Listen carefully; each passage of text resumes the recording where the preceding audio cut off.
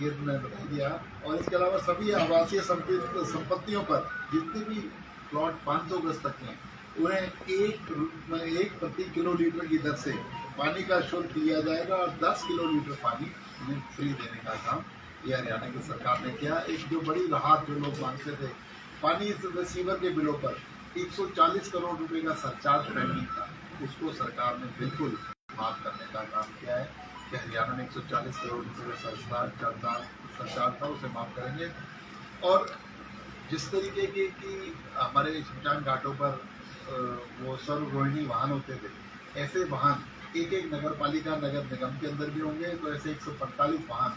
ULB department खरीदेगा और नगर निगम और नगर पालिकाओं में करेगा। कई बार वहाँ पर वाहन नहीं मिल पाते तो लोगों को दिक्कत होती है पॉपुलेशन बढ़ने के साथ साथ, तो हम लोग नगर पालिका नगर निगम से इन वाहनों को ले सकेंगे। हिसार, यमुनानगर, रोहतक, पानीपत और अम्बाला में भी integrated common command and control centre, जिस तरीके से यहाँ पे जगह जगह कैमरे लगाकर पूरे शहर को पूरे नगर निगम क्षेत्र को बिल्कुल सुरक्षा की दृष्टि से देख रेख में रखा गया, ऐसे नए कमांड कंट्रोल सिस्टम चालू किए जाएंगे और जिनको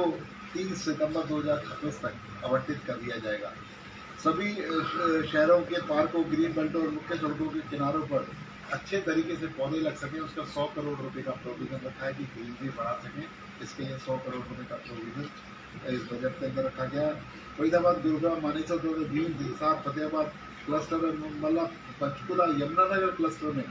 25 मेगावाट क्षमता के कुल 5 वेस्ट टू एनर्जी प्लांट, जिसमें फरीदाबाद भी है, गुरुग्राम भी है, 5 वेस्ट टू एनर्जी प्लांट लगाए जाएंगे और जिससे कि पूरा निस्तारण का काम 100% हो सकेगा, ऐसा इस बजट के अंदर प्रोविजन किया गया है। एक हमारे पार्षद भाइयों के लिए भी एक बड़ी खुशी की बात है कि आवश्यक कार्यों को तुरंत करवाने हेतु पार्षद भाइयों के लिए, जो नगर निगम के पार्षद हैं उनके लिए 6 लाख रुपए और जो नगर निगम परिषद के वो हैं उनके लिए 3 लाख, जो नगर पालिका के पार्षद है 1.5 लाख रुपए का प्रोविजन इस बजट के अंदर किया गया है कि वो अपने आवश्यक कामों को तुरंत इमरजेंसी कामों को वो तेजी से करा सके, इसके लिए उनको इसमें प्रोविजन किया गया है। और इसके अलावा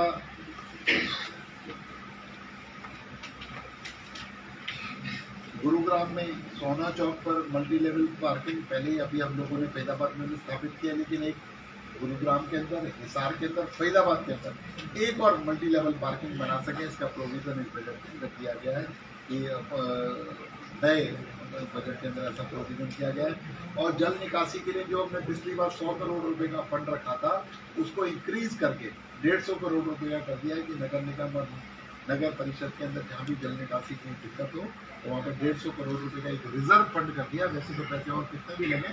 उसके लिए सरकार देती है, लेकिन एक इमरजेंसी रिजर्व फंड 150 करोड़ रुपए का कर दिया है।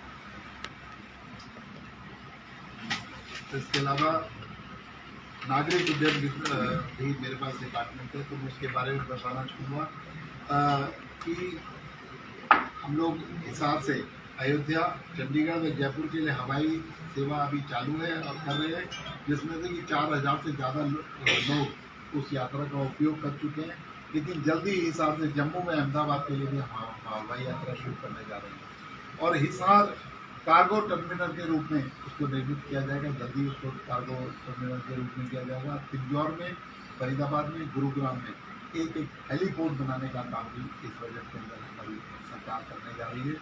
और करनाल में 600 एकड़ भूमि चिन्हित कर ली गई है जो कुरुक्षेत्र और करनाल के बीच में, वहाँ पर एक नया ग्रीनफील्ड प्रोजेक्ट बन सके, इस एयरपोर्ट बन सके, इस तरीके का प्रोविजन भी इस बजट के अंदर किया गया। और 306.75 करोड़ रुपए का जो पिछली बार इस बजट का अनुमान था उसे 86.91% बढ़ाकर 573.34 करोड़ रुपए का करने का काम भी माननीय मुख्यमंत्री जी ने इस बजट के अंदर किया। राजस्व विभाग भी मेरे पास है, तो राजस्व विभाग में भी जो 2025-26 में 16,555 करोड़ रुपए हमें जो अनुमान था कि हमें टैक्स आएगा, हमें रजिस्ट्रियों से मिलेगा, शुल्क मिलेगा, उस अनुमान को हम लोगों ने अब की बार बढ़ाने का काम किया है। उसके अंदर 25% का इजाफा हो, इस तरीके का प्रोविजन इस बजट के अंदर किया गया है। और स्वामित्व योजना के तहत सभी गाँवों के पूरे और स्पष्ट भूमि के रिकॉर्ड तैयार करके ग्रामीणों को उपलब्ध करा जाएंगे। जो जितने भी लाल डोरी की जमीनें थी उसको भी हम लोग रिकॉर्डेड करके उनकी म्यूटेशन चलाने का काम, लोगों को देने का काम करेंगे, उनकी रजिस्ट्रियाँ खोलने का काम करेंगे। आज तक वहाँ पर किसी तरीके का नक्शा पास या रजिस्ट्रियाँ नहीं होती थी, उनमें सुविधाएँ देने का काम करेंगे। और विकास के लिए, डेवलपमेंट के लिए हमारा जो डिपार्टमेंट है 1000 करोड़ रुपए का एक हम लोगों ने बजट बनाया है, जिसके अंदर आगे फ्यूचर के लिए ज़मीनें हम लोग खरीद सकें। ज़मीनें नया IMT हो या किसी और तरीके की व्यवस्था हो, 1000 करोड़ का फंड रिजर्व कर दिया गया है कि नेगोशिएशन के वक्त हमारे पास हो। बाकी सरकार का 1 लाख एकड़ से ज़्यादा नई ज़मीन खरीदने का इस बजट के अंदर संकल्प है, तो उस बजट के लिए भी पैसे की व्यवस्था करी जाएगी।